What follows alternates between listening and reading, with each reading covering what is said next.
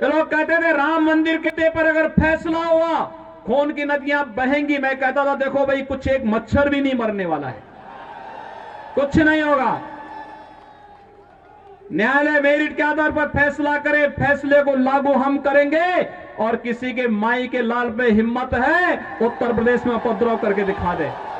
पहले कश्मीर में पत्थरबाज पत्थर फेंक करके पाकिस्तान का पैसा लेकर के भारत की संपत्ति को नुकसान पहुंचा करके उन्हें क्षतिग्रस्त करते थे।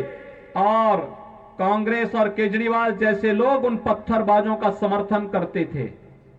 लेकिन धारा 370 समाप्त हुई, पत्थरबाज हुए गायब।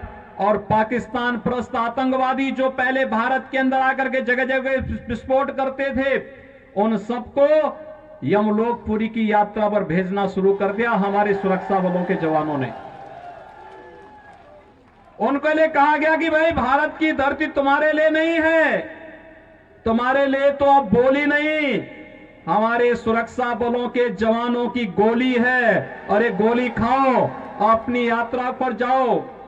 कांग्रेस और केजरीवाल इन उपद्रवियों को क्या खिलाते थे?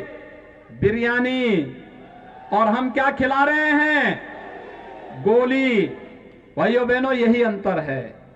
भारत माता के प्रति अगर इनके मन में सम्मान होता, आतंकवादियों के सामने, नक्सलवादियों के सामने घुटने नहीं टेकते, पाकिस्तान का खौफ खड़ा नहीं करते।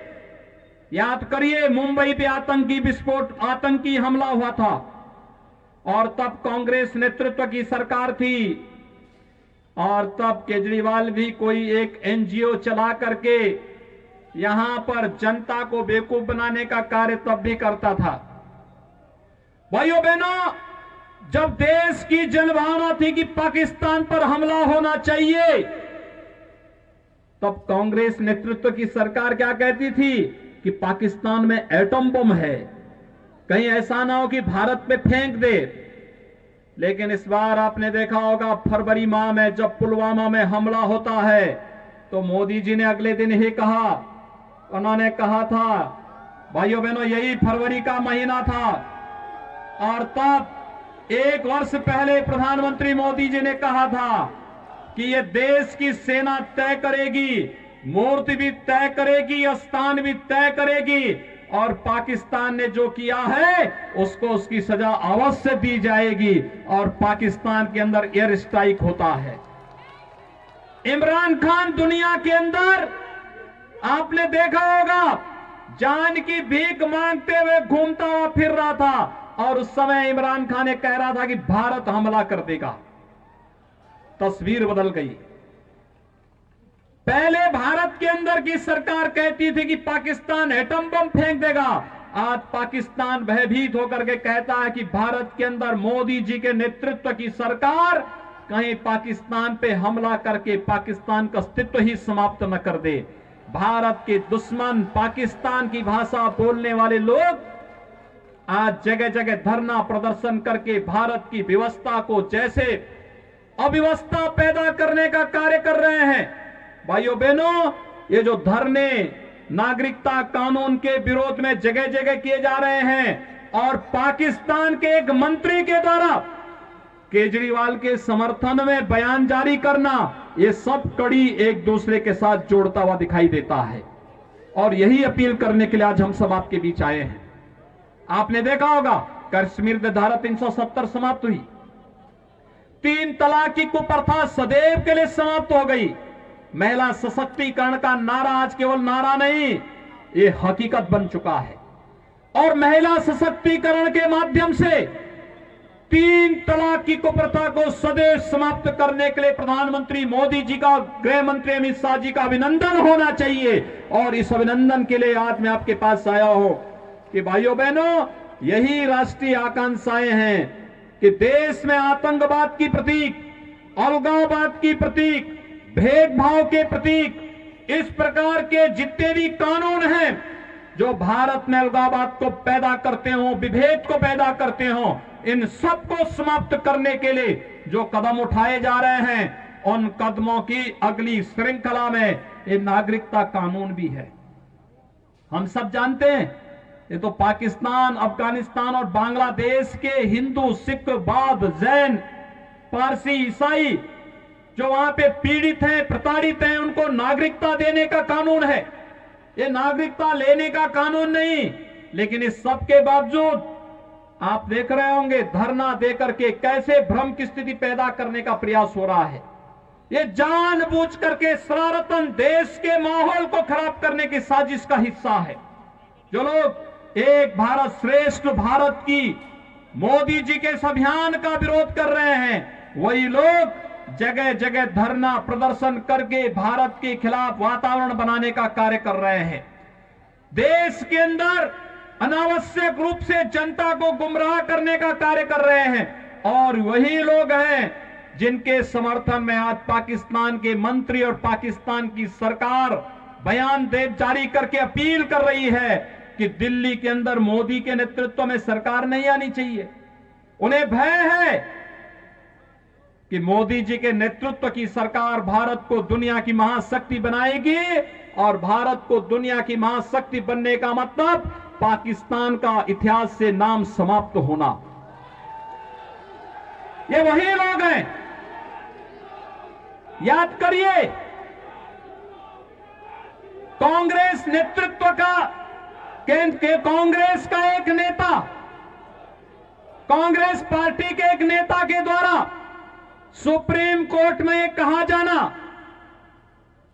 कि अयोध्या में राम जन्मभूमि का फैसला नहीं होना चाहिए। कांग्रेस के एक नेता ने कहा था ना। और भाइयों बहनों, 500 वर्षों के बाद आप में से जितने भी लोग 35-40 वर्ष के होंगे, वह हर व्यक्ति अयोध्या में राम जन्मभूमि आंदोलन के साथ प्रत्यक्ष और अप्रत्यक्ष रूप से जुड़ा रहा है। जिनकी उम्र कम है, उनके परिवार का कोई ना कोई सदस्य किसी न किसी रूप में इस अभियान के साथ जुड़ा रहा है। कांग्रेस जिस मामले को लटकाती थी, क्योंकि कांग्रेस से पहले अंग्रेजों का शासन था, अंग्रेज भी लटकाते थे। उससे पहले मुगलों का शासन था। मुगल कब चाहता कि भारत के अंदर भारत के गौरव की पुनर्स्थापना हो, लेकिन मोदी जी आए और मोदी जी के आने के दूसरे कार्यकाल में अयोध्या में 500 वर्षों से लटके हुए श्री राम जन्मभूमि से संबंधित मामले का समाधान होता है। आप सबको मैं बधाई देता हूं। अयोध्या में भगवान राम का भव्य मंदिर के निर्माण का मार्ग प्रशस्त हुआ है। अयोध्या में भगवान राम का भव्य मंदिर का निर्माण होने जा रहा है। कोई संदेह किसी को नहीं होना चाहिए। जरा याद करिए, अगर मोदी जी केंद्र में नहीं होते, उत्तर प्रदेश में मोदी जी के आह्वान पर भारतीय जनता पार्टी की सरकार नहीं बनती, तो ये जो धमकी देते थे कि 370 समाप्त करोगे, खून की नदियां बहेंगी, हम कहते थे यार कुछ नहीं होने वाला।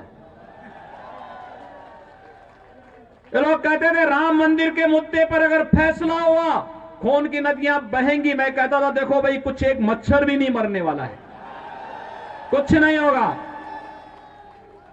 न्यायालय मेरिट के आधार पर फैसला करे, फैसले को लागू हम करेंगे। और किसी के माई के लाल पे हिम्मत है उत्तर प्रदेश में उपद्रव करके दिखा दे।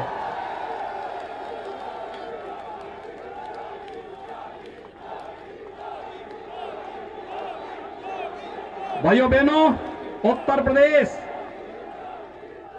यहां दिल्ली के बहुत सारे लोग जाते होंगे हरिद्वार में कांवड़ यात्रा में। पहले कांवड़ यात्रा में कांग्रेस की सरकार रही हो, कांग्रेस के जितने भी सहयोगी दल है, केजरीवाल के नेतृत्व के जितने भी इनके सहयोगी दल हैं जो इनके लिए वोट मांग रहे हैं, इनकी सरकारें उत्तर प्रदेश में रही हैं। इन्होंने कांवड़ यात्रा उत्तर प्रदेश के अंदर बंद कर दी थी, नहीं चलने देते थे, प्रतिबंध लगा दिया। डीजे नहीं बजेगा, संग नहीं बजेगा, घंट नहीं बजेगा, घड़ियाल नहीं बजेगा, पंडाल नहीं लगेंगे। तो जब मेरे पास ये प्रस्ताव आया कि पहले ये होता था, मैंने कहा भाई ये भगवान शिव की भक्तों की यात्रा है, ये शव यात्रा नहीं है। इसमें सब बजेंगे, इसमें डीजे भी बजेगा, शंख भी बजेगा, घड़ियाल भी बजेगा, नगाड़े भी बजेंगे, और इनके स्वागत की तैयारी जगह जगह करो और हेलीकॉप्टर से पुष्प वर्षा भी करते जाओ, कोई प्रतिबंध नहीं। लोगों ने कहा कि इतनी बड़ी संख्या में श्रद्धालु आएंगे, दिल्ली से, राजस्थान से, पंजाब से, हरियाणा से, उत्तराखंड से, उत्तर प्रदेश से, अन्य राज्यों से आएंगे, कौन सुरक्षा देगा? अरे हमने कहा ये हमारी जिम्मेदारी है सुरक्षा देना। लोगों ने कहा कि लोग हमला करेंगे, तो हमने एक बात कही भाइयों बहनों, मैंने बात साफ कही।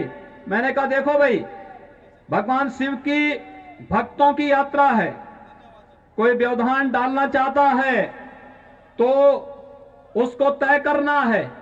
अगर वो व्यवधान डालेगा हम उसको गोली से समझाएंगे, व्यवधान डाल करके दंगा कराएगा तो गोली उसको समझा देगी। और भाइयों बहनों, 4 करोड़ से अधिक श्रद्धालु आते हैं, कहीं भी कोई बाल बांका नहीं होता। बहुत शांतिपूर्ण ढंग से भजन गाते हुए लोग जाते हैं, शिवालयों में जलाभिषेक करते हैं, भारत की आस्था के प्रति अपनी श्रद्धा व्यक्त करते हुए एक भारत श्रेष्ठ भारत के निर्माण के लिए अपने आप को संकल्पित करते हैं। यही तो भारत के अंदर कावड़ यात्रा का महत्व है।